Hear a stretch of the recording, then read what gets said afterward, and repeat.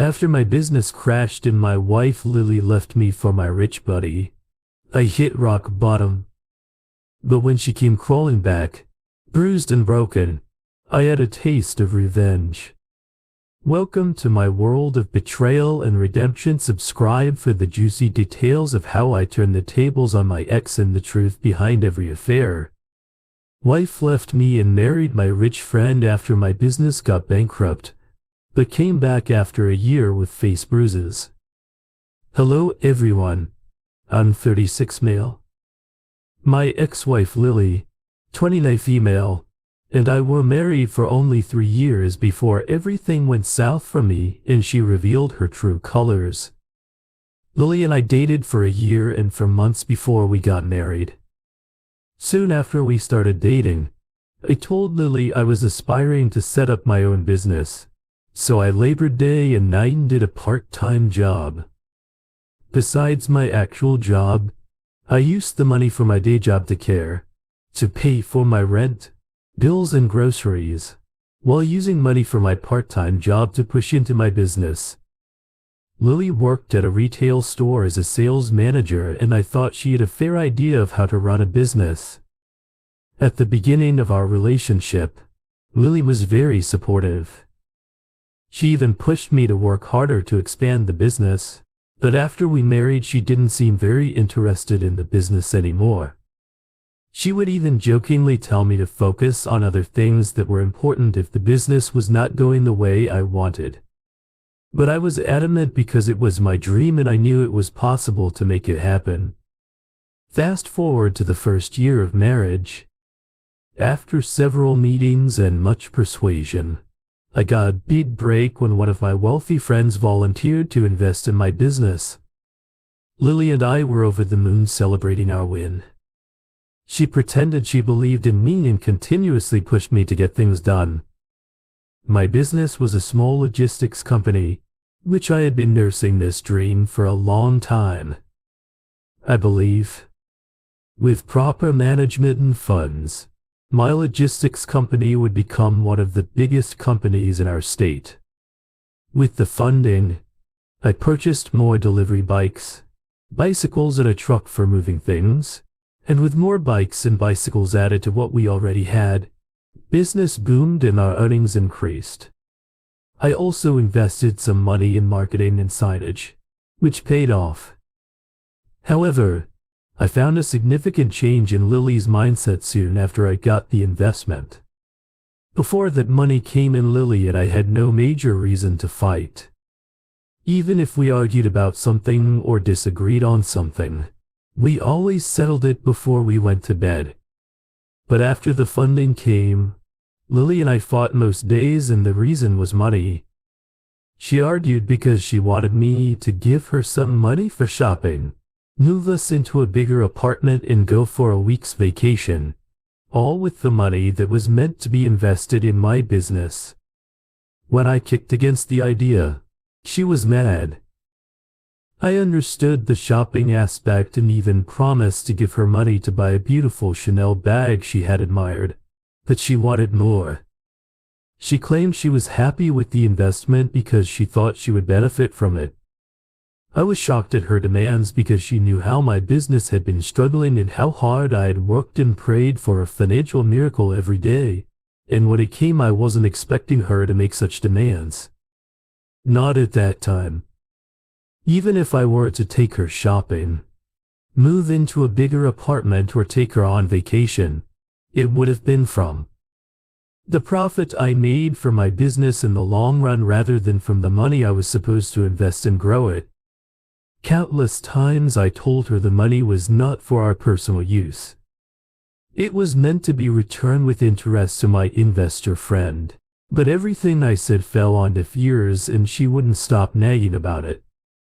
She started calling me selfish and said I was trying to take all the money my friend gave me for myself, even when I didn't work for it.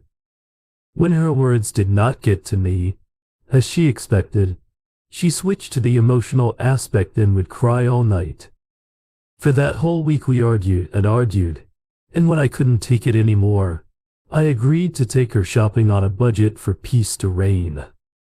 Then I invested the rest of the money in my business. I did that for Lily because I loved her, even when she was insensitive. As I mentioned earlier, with the addition of bikes and bicycles for delivery, business boomed and we could cover more areas than we did in the past. It even reached the point where I had to resign from my main and side jobs to focus more on my business. I did everything possible to make sure it moved to the next level, and the money I earned monthly was enough to pay my share of the rent and bills and use whatever was left to pay for the loans I owed.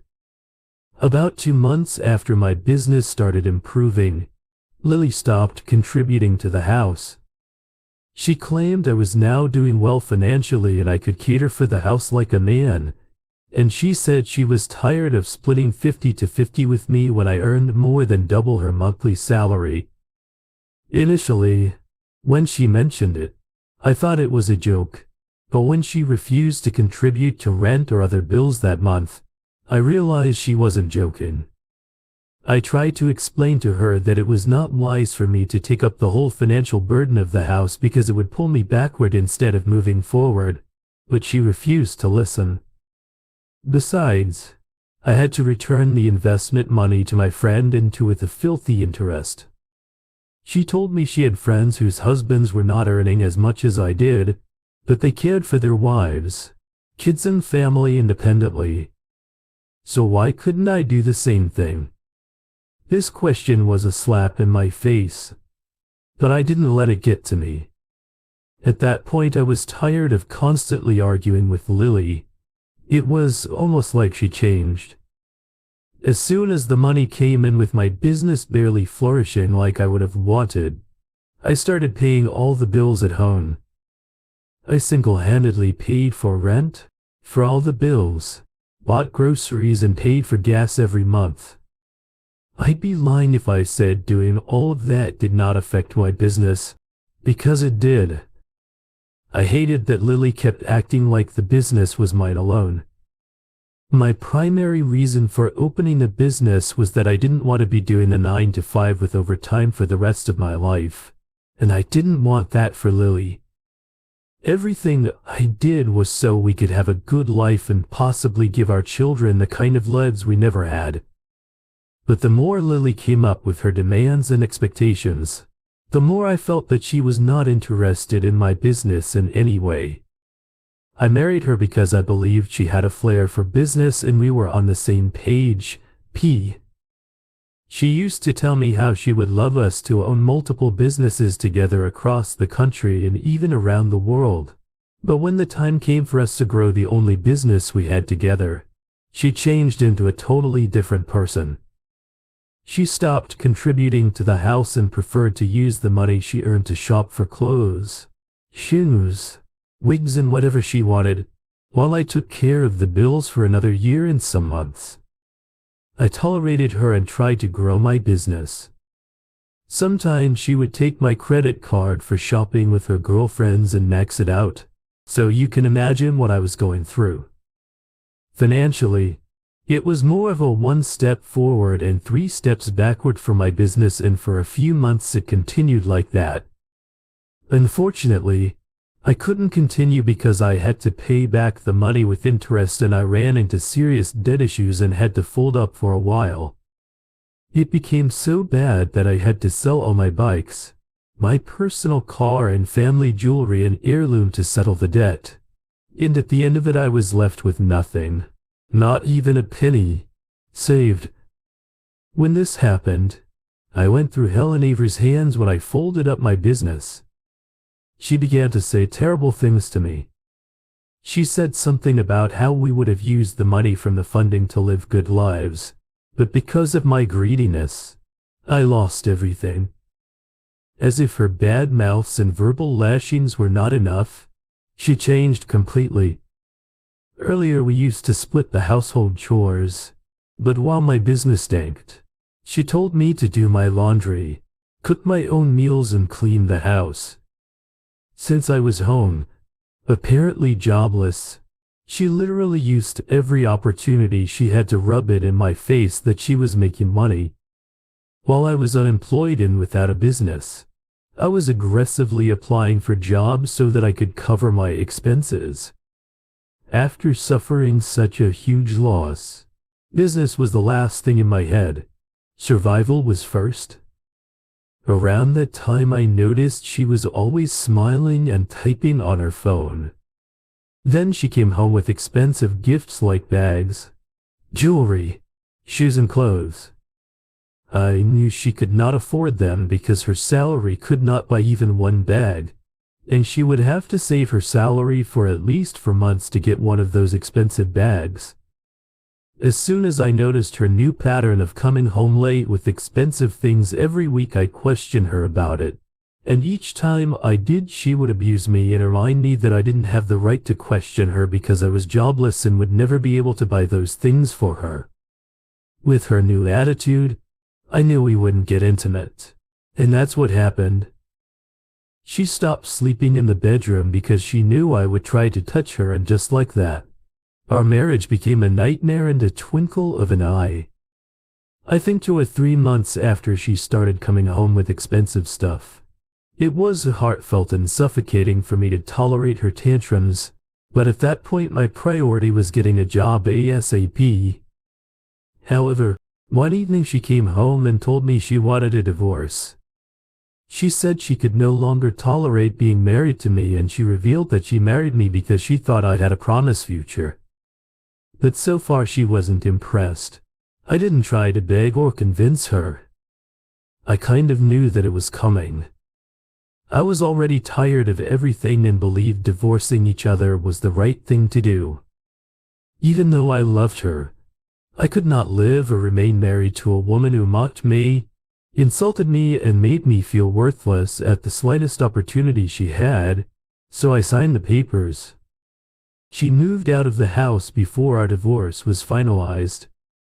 Shortly after we divorced, I was at home thinking about my life when she sent a message on Facebook. When I opened, it was a picture of her in a bikini on a yacht with my rich friend. He was the same rich friend that funded my business, and I couldn't have felt more betrayed. At that point, everything made sense: expensive gifts, perfumes, the video games, obnoxious, her returning home late, the new attitude, and finally wanting a divorce. I couldn't even cry because what she had done passed the stage of expressing my heartbreak in tears. I felt bad for her because my rich friend had a track record of using women and he was divorced 4 times. In response to the picture, she sent a mock me. I typed "enjoy it" while it still lasts and then blocked her. Moving on was difficult, especially with no job and someone to support me financially and emotionally. It was so rough, and there were days I thought of ending things because I was mentally in a very dark place. I even moved in with my younger brother because I could not afford to pay rent or take care of my basic needs. Some of my friends tried to support and help me occasionally. For months after Lily left me, I got a job. The pay was not that great compared to my previous job, but it was a motivating start for me. I worked really hard, did overtime, and I was able to split rent and bills with my brother for 2 months before I got my place at my new workplace. The senior colleague of mine was particularly fond of me. Her name was Rose, 47, female. She was obviously older and didn't understand why she would bring me lunch, ask if we could go out and eat together, and so on. Until I asked her, the video game said nada. Rose said I reminded her of her late brother who passed away when he was younger, and for some weird reason, I looked and walked like him down the line. Rose and I became so close, and when I told her about my past and the business that crashed, she promised to help. In the few months of knowing each other, I had already fallen in love with her. She cared for me and treated me with so much love. I didn't even get that kind of care and love in the 3 years I married Lily with Rose. I felt pampered, and I didn't even know when my heart gave way to love again. Surprisingly, help came. Rose helped me as promised. and I got funding from someone she introduced me to. The person helped because she owed Rose a favor on her end. Rose also gave me a mind-blowing amount of money to invest, with the agreement that I would pay her back monthly. She also shared ideas to push my business forward, expand and offer something my competitors didn't. I know it all sounds too good to be true, and that's exactly how I felt in the space of 9 months after Lily left me. In fact, if anyone had told me I would bounce back so fast, I would not have believed it. My only disappointment was that Rose did not see me the way I saw her. She saw me as her brother, whom she loved so much, and she promised to keep supporting me as far as I kept my end of the deal. She was almost 11 years older than me, and I would not have minded it. When Rose said no to me because she didn't want to mix business with pleasure, I was hurt a bit, but I got over it and decided to focus on growing back my business, even though it was almost like starting from scratch because I sold my bikes. I didn't mind. Having a logistics business was something I really wanted, and I was passionate about it. With determination and the funds provided, my business kicked back to life, and I was so happy. Just 3 weeks ago, a year after Lily and I divorced, I received a call from Lily. She said she wanted to see me. I thought she must have heard about my new success and wanted to see things for herself. So I agreed to see her. I invited her to my company's location so she could see things for herself. I did this to rub it in her face. When she came, she looked so lean and didn't give the vibes of a rich man's wife deep down. I wanted to ask if everything was okay, but I didn't. My sole purpose was to show her I was doing well, even better than the last time, and I'm sure she got the message now. That isn't the problem. The problem is that she called me again yesterday and asked if I could take her back because she was going through so much at the hands of her new husband. Update 1. Thank you everyone for your comments. I'll answer some of the common questions asked in my original post. First, no, I don't have any intentions of taking her back. I only posted this here to get your opinions, which I have. Some of you asked if I knew Lily well enough before marrying her. The thing is, I believed I knew her, and while we dated she never showed any of those attitudes. She never spoke rudely to me or mocked my business when I said it was like the Lily I dated and the Lily I married were two different people. I wasn't bluffing. As someone has advised, I will be discarding her immediately because my business is now more important than anything else, and I cannot afford to make the same mistake twice. Meanwhile, I met with her 2 days ago. This time her whole face was covered in bruises. She told me she regretted divorcing me because even when I had little money, I was good to her and treated her like a queen, and she was sorry for leaving me. She said she wanted to leave her new husband because he was physically assaulting her and she couldn't even sue him because he was filthy rich. She also feared what would become of her if he cut off everything she benefited from him. In addition to that, she admitted that she was jobless and he didn't let her work because he provided everything she wanted, and it was choking her. She complained bitterly of his infidelity and how he would bring home different girls daily, without minding her presence. From everything she said, I don't know how much of it was all true. All I can confirm is what I had seen on her body. I was sure she was physically, mentally, and emotionally in a bad place. On top of that, she looked sleep-deprived, and in our 1+ of dating and 3 years of marriage, I had never seen her look that terrible. As she talked, I couldn't help but notice how impeccable her timing was. It was evident that her abuse did not just start when my business came back to life. She must have been abused from her first month of being married to him. Yet she never called or complained about it until the news of my business reached her. So I decided to play with her, as someone here had advised. I gave her all the reasons. I could not take her back and watched her beg and plead with me. She said she was deceived by what she saw and believed it was better to be a rich man's wife, even if he didn't love her, than to be a poor man's wife with all the love. But now she had learned her lesson. When she had begged and begged, I told her to give me time to think about it, and hearing that gave her a ray of hope. I can't wait to kill her hope and make her go through the same pain I did. I'll make another update as soon as I take my revenge. Update 2. Hi, everyone. Trust me, this is not ending as a love story, because the story is already over. Believe me, I still cannot get over her betrayal, and no matter how hard I tried, I could not get the image of her face when she humiliated and abused me during my tough phase. It's pretty shameful that she tried to return to me after treating me like I'm worthless anyways. It's been a month now. I cannot begin to list everything she had done for me so that I could take her back. She even went as far as sharing her nudes at my request, and we had been consistently chatting from the day I told her I would think about. It was almost like she delivered herself to me on a silver platter. All I needed was 1 month. She made it so easy. Throughout that month, she did literally everything I asked her to do to even blow her mind and led her on.